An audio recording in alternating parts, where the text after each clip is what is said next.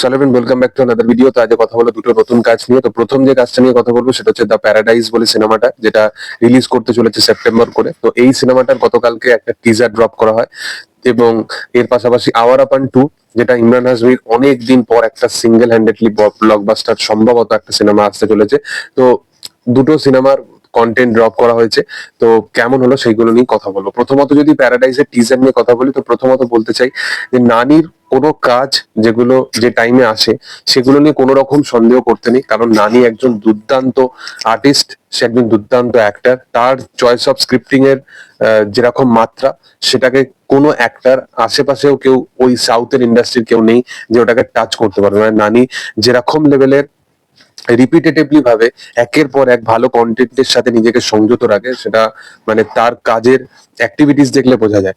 এবং এর পাশাপাশি যে জিনিসগুলো এই টিজারের মধ্যে বেশ ভালো লেগেছে, টিজারটা ডিউরেশন ওয়াইজ খুব ছোট, 1 মিনিট 30-40 সেকেন্ড মতোই, বাট তারপরও এই পার্টিকুলার ডিউরেশনের মধ্যে এই টিজারটা অনেক কিছু জিনিস মানে এক্সপ্লোর করে যায়।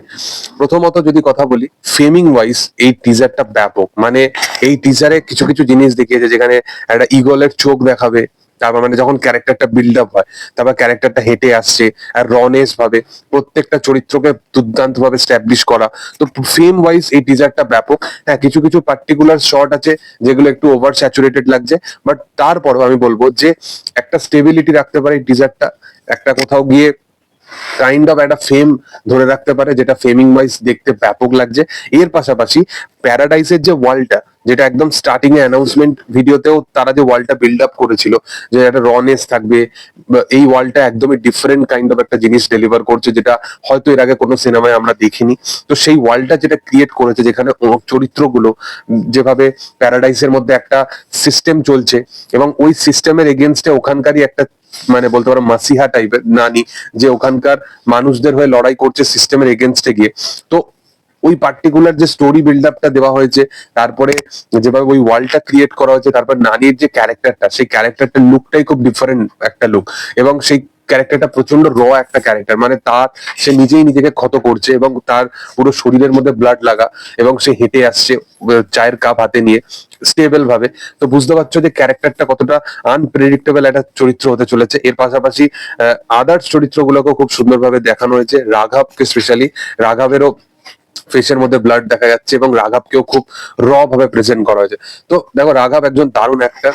আমার মনে হয় তার শুধুমাত্র অ্যাক্টিং এর উপর ফোকাস করা উচিত, মোর দেন এইটা যে আমি ইন্ডিভিজুয়াল কোনো একটা অ্যাজ এ মানে প্রোটাগনিস্ট হিসাবে শুধু কাজ করব, শুধু লিড রোল হিসাবে পেলে কাজ করব, এই থিঙ্কিং এ যদি রাঘব চলে, তাহলে আমার মনে হয় যে তার ক্যারিয়ারের ক্ষেত্রে প্রবলেম আছে। কারণ আমরা অনেক ভালো ভালো অভিনেতাদের আছি, মানে আজকের দিনে দেখতে পাই, যারা লিড চরিত্র প্লে করার চক্করে তাদের কেরিয়ার পুরোপুরি মানে একদমই বাজে জায়গায় পৌঁছে গেছে। তাহলে আর ফাহাদ ফাজিল, মনোজ বাজপাই বা নওয়াজুদ্দিন, এই ইরফান খান, এই সমস্ত অ্যাক্টর আর কখনো তৈরি হতো না। তো আমার মনে হয় যে রাঘব যে পাথটা ফলো করেছে সেটা খুবই ভুল পাথ। যাই হোক, প্যারাডাইস নিয়ে কথা হচ্ছিল। তো প্যারাডাইসের এই রনেসটা, এই স্টোরি বিল্ড আপটা, এই প্রত্যেকটা জিনিস দারুণ লেগেছে। স্পেশালি ওই সিনটা যেখানে নানি বসে আছে 10-12 জনকে মেরে এবং তার উপরে, এবং সেখানে সে একটা মন্ত্র টাইপের পড়বে, ওই পোর্শনটা গুজবাম্পস ক্রিয়েট করে। দেখো, তেলেগু যে ভার্সনটা যেটা রিলিজ করা হয়েছে টিজারটা, তেলেগু ভার্সন মানে অরিজিনাল ভার্সনটা শুনতে ব্যাপক লাগছে নানির অরিজিনাল ভয়েসে, বাট হিন্দি ডাব ভার্সনটা সেটা শুনতে অতটা খাস লাগছে না। যেখানে একটা পোর্শন আছে যেখানে খুব স্ক্রিম করে সে কথাবার্তা বলছে, ওই জায়গাটা তো শুনতে খুব ক্রিঞ্জ লাগছে। এবং পার্টিকুলার কিছু কিছু শর্ট আছে যেগুলো ওভার স্যাচুরেটেড লাগছে, বাট আদারওয়াইজ আমার প্যারাডাইসের টিজারটা ব্যাপক লেগেছে। তোমাদের কেমন লেগেছে সেটা অবশ্যই তোমরা কমেন্ট সেকশনে জানাতে পারো। এর পরবর্তী যেটা নিয়ে কথা বলবো সেটা হচ্ছে আওয়ার আপান 2 নিয়ে। দেখো, আওয়ার আপান যখন এসেছিল সেটা সেই সময় দাঁড়িয়ে প্রচন্ড একটা পরবর্তী সময় রিলিজের সময় সিনেমাটা বক্স অফিসে সেভাবে নাম্বার আনতে পারেনি, বাট আফটার রিলিজ এই সিনেমাটা একটা বিশালভাবে জনপ্রিয়তা অর্জন করতে পারে এবং অডিয়েন্স প্রচন্ড ভাবে সিনেমাটাকে একটা কাল্ট সিনেমা হিসাবে পরিচিতি দেয়। এই সিনেমার গান প্রচন্ড ভাবে হিট এখনো পর্যন্ত, স্টিল নাও।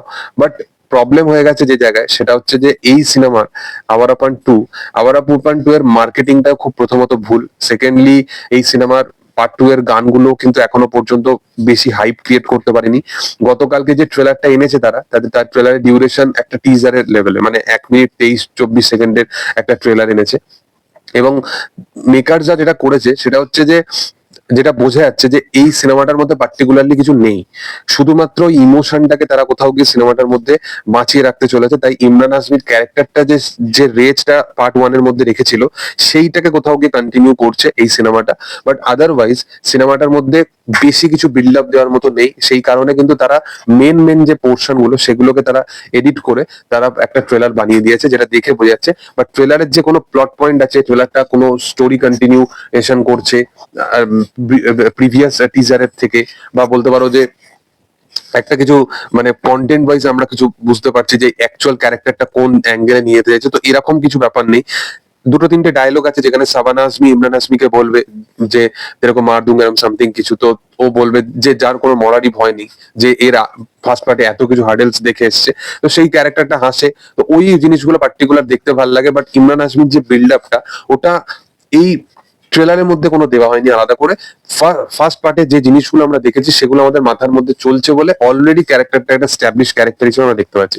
ইভেন তুমি যদি ট্রেলারের মধ্যে যে গানগুলো ব্যবহার করা আছে সেটাও কিন্তু পুরোনো সিনেমারই।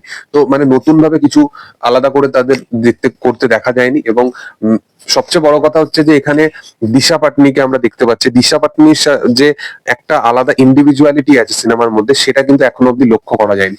এবং দিশা পাটনি ইমরান হাসমি তাদের যে কেমিস্ট্রিটা সেটাও কিন্তু এখনো অব্দি কোনোভাবেই ওয়ার্ক করছে না। হ্যাঁ, অবশ্যই আইকনিক কিছু কিছু সিন আছে যেগুলো পার্টিকুলারলি মানে ট্রেলার লেভেলে আমরা দেখতে পাচ্ছি, সেগুলোকে তারা কাট করে তারা একটা ডিউরেশন কমের মধ্যে ট্রেলারটাকে দেখিয়েছে, কারণ তারা বেশি কিছু ডেলিভার করতে চাইছে না, স্টোরি ওয়াইজও বেশি কিছু জানায়নি।